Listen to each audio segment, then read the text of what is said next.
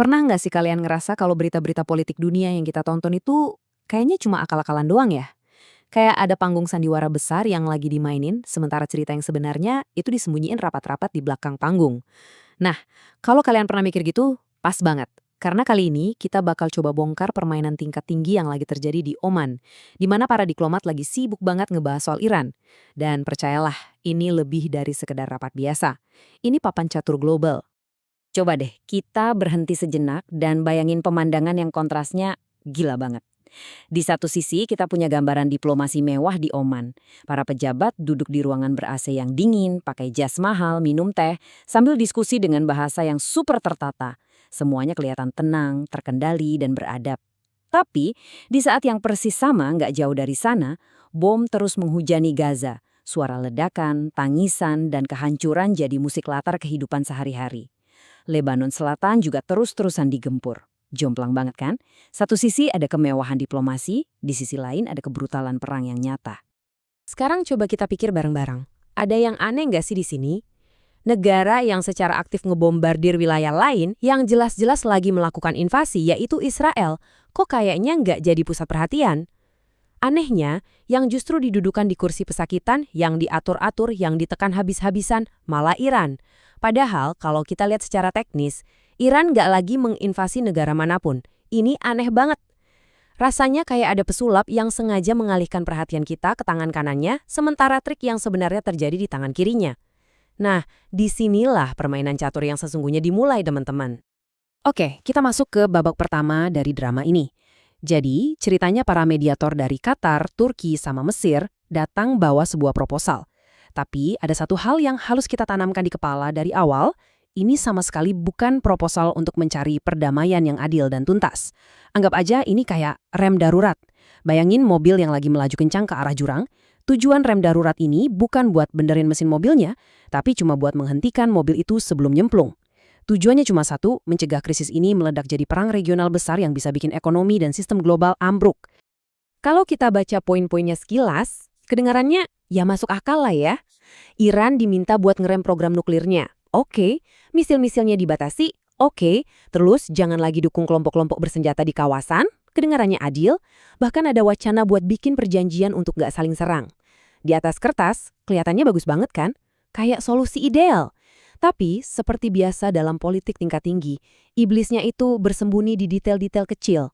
Ini tuh kayak ditawarin sekotak coklat yang kelihatan mewah dan enak, tapi kita nggak tahu di salah satu coklat itu ada racunnya. Nah, ini dia inti dari semua ini. Tujuan sebenarnya dari perundingan di Oman itu bukan buat nyari keadilan buat Palestina atau Lebanon, sama sekali bukan.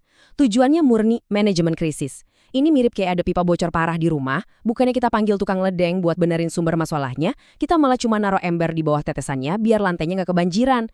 Api konflik dibiarin tetap nyala, yang penting apinya nggak menjalar dan ngebakar rumah para pemain besar dunia. Jadi ini semua bukan soal menyelesaikan akar masalah penindasan, tapi cuma soal meredam gejalanya biar nggak bikin pasar saham global panik dan harga minyak naik. Nah sekarang, coba kalian lihat baik-baik slide ini. Ini bagian paling gila yang nunjukin betapa berat sebenarnya aturan main ini. Coba kita lihat kolom tuntutan untuk Iran. Panjang banget daftarnya. Batasi nuklir, batasi misil, stop dukungan regional, laporin semua stok nuklir. Pokoknya semuanya harus transparan dan dibatasi. Terus, sekarang coba kita lihat kolom di sebelahnya. Tuntutan untuk Israel. Isinya? Kosong. Nol. Nggak ada satupun pembahasan soal program nuklir Israel yang jadi rahasia umum sedunia. Nggak ada singgungan soal serangan-serangan mereka di Suriah atau Lebanon. Nggak ada tuntutan akuntabilitas sama sekali. Teman-teman, ini bukan negosiasi. Ini namanya ultimatum yang dibungkus pakai bahasa diplomasi yang manis. Oke, pertanyaannya jadi makin jelas kan? Kalau permainannya securang ini, kalau aturannya dibuat cuma buat satu pihak, pertanyaan paling logis berikutnya adalah, ngapain Iran capek-capek datang ke Oman? Kenapa mereka mau duduk di meja yang sama dalam permainan yang dari awal udah disetting untuk menyudutkan mereka? Nah, disinilah kita harus mulai membedah cara berpikir Iran. Ini adalah langkah catur yang sangat-sangat cerdas. Jadi, kenapa Iran mau datang ke pesta yang jelas-jelas nggak adil ini?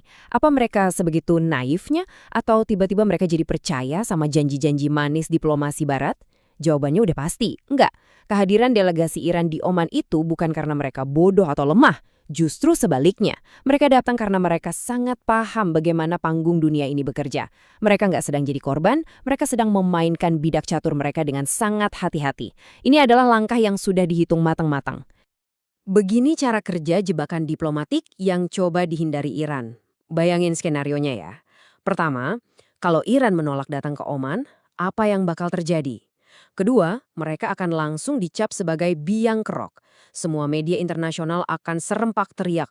Tuh kan, bener kan? Kita udah coba cara damai, tapi Iran yang keras kepala dan gak mau dialog. Nah, kalau narasi itu udah kebentuk, kita masuk ke langkah ketiga. Iran akan jadi target yang sah untuk dihajar sanksi ekonomi yang lebih berat, atau bahkan amit-amit jadi target serangan militer dengan alasan menolak perdamaian. Dengan datang ke Oman, Iran secara brilian menghancurkan narasi itu bahkan sebelum sempat dibangun. Mereka main cantik. Kita juga harus ingat, Iran itu punya trauma mendalam soal perjanjian internasional. Mereka belajar dari pengalaman yang sangat pahit dengan kesepakatan nuklir tahun 2015 yang namanya JCPOA. Waktu itu, Iran patuh 100%. Mereka penuhi semua syaratnya. Tapi apa balasannya? Pemerintahan Amerika ganti, dan di bawah Trump, mereka seenaknya merobek perjanjian itu, keluar, dan semua sanksi yang menyakitkan itu balik lagi, bahkan lebih parah.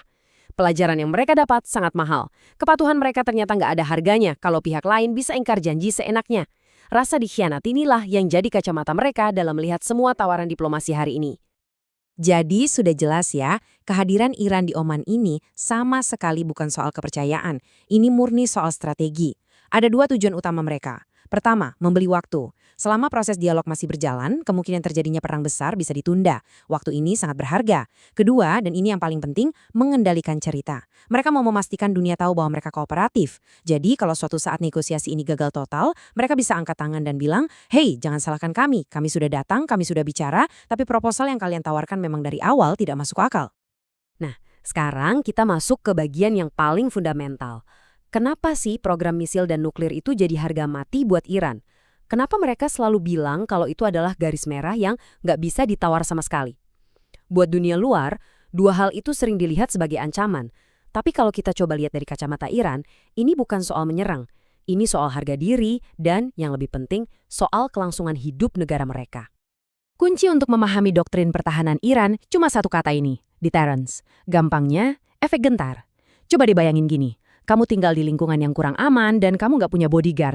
Tapi semua orang di situ tahu kalau kamu pemegang sabuk hitam karate. Kira-kira mereka bakal mikir 1000 kali kan sebelum berani macam-macam sama kamu? Nah, itulah deterrence. Angkatan udara Iran itu kalah jauh teknologinya dibanding Amerika atau Israel. Jadi satu-satunya polis asuransi mereka, satu-satunya jaminan supaya negara mereka nggak diinvasi adalah dengan punya kemampuan untuk membalas serangan dengan pukulan yang sangat-sangat menyakitkan. Pernyataan ini mungkin kedengeran aneh di telinga banyak orang. Tapi coba deh kita ikuti alur logikanya. Buat Iran, ribuan misil balistik yang mereka kembangkan itu bukan alat untuk memulai perang. Karena mereka sadar betul, kalau mereka yang nekat menyerang duluan, negara mereka bakal hancur lebur diserang balik. Jadi, misil-misil itu fungsinya adalah sebagai tameng, sebuah pagar berduri yang melindungi rumah mereka. Pesan yang mau mereka sampaikan ke dunia itu sebenarnya simpel. Jangan pernah berpikir untuk menyerang kami. Karena kalau kalian nekat, kami mungkin akan kalah, tapi kami pastikan kalian juga akan pulang dengan luka parah. Tameng inilah yang, suka atau tidak suka, selama ini berhasil mencegah terjadinya perang terbuka skala besar. Dan disinilah kita bisa melihat standar ganda komunitas internasional dengan sangat telanjang. Coba dipikirin. Ketika Israel punya ratusan hulu ledak nuklir dan jet tempur F-35 tercanggih di dunia bilangnya apa? Oh, itu adalah realitas keamanan regional yang harus kita terima. Tapi giliran Iran, yang notabene dikelilingi oleh pangkalan militer Amerika, mengembangkan misil balistik untuk mempertahankan diri, dunia langsung panik dan teriak, ini ancaman bagi stabilitas global. Kenapa bisa begitu? Kenapa ada negara yang seolah punya hak istimewa untuk jadi kuat, dan ada negara lain yang kalau mencoba melakukan hal yang sama, malah dicap sebagai penjahat? Ini pertanyaan mendasar soal keadilan dalam tatanan dunia kita. Oke teman-teman, kita sampai di babak terakhir. Disinilah semua kepingan puzzle yang sudah kita bahas tadi mulai menyatu membentuk sebuah gambaran besar. Mari kita bicara soal kata sakti yang selalu diulang-ulang dalam negosiasi ini. Kata stabilitas. Apa sih arti stabilitas yang sebenarnya mereka maksud? Kalau mau jujur-jujuran, perundingan di Oman ini pada intinya bukan soal mencari jalan menuju perdamaian sejati. Ini adalah soal perebutan kekuasaan. Ini adalah sebuah upaya dari pemain-pemain lama di panggung dunia untuk mengatur dan mengerem kekuatan pemain baru yang dianggap berpotensi menantang dominasi mereka selama ini. Sederhananya, ini soal siapa yang berhak menentukan aturan main dan siapa yang harus patuh. Kalau kita bedah motivasi masing-masing pihak yang duduk di meja perundingan itu, kita bisa lihat kalau nggak ada satupun yang agenda utamanya adalah keadilan. Iran, fokus utamanya adalah mengendalikan narasi agar tidak disalahkan. Para mediator seperti Qatar dan Turki, tujuan mereka adalah mencegah perang meledak di halaman belakang rumah mereka. Dan pihak Barat, kepentingan mereka cuma satu, mempertahankan status quo, di mana mereka tetap jadi pemegang kendali utama. Semuanya punya agenda masing-masing, dan perdamaian yang adil sepertinya bukan prioritas utama. Jadi, kata stabilitas yang mereka gembar-gemborkan itu pada kenyataannya hanyalah sebuah ilusi. Stabilitas yang mereka maksud itu bukan kedamaian untuk semua orang, itu adalah kenyamanan bagi para pemenang lama. Sebuah kondisi di mana yang sudah kuat akan tetap kuat, yang punya hak istimewa akan tetap punya hak istimewa, dan yang lemah diminta untuk tetap diam di tempatnya. Itu bukan stabilitas sejati, itu cuma cara lain untuk bilang, tolong jangan ganggu zona nyaman kami. Pada akhirnya, semua drama di Oman, semua permainan catur ini membawa kita pada satu pertanyaan yang sangat fundamental. Pertanyaannya bukan lagi soal apakah kesepakatan ini akan berhasil atau gagal, pertanyaannya jauh lebih dalam dari itu. Berapa lama lagi sebuah sistem yang tidak adil bisa terus-menerus kita sebut sebagai stabilitas? Coba kalian renungkan itu, sampai kita ketemu lagi di bahasan mendalam berikutnya.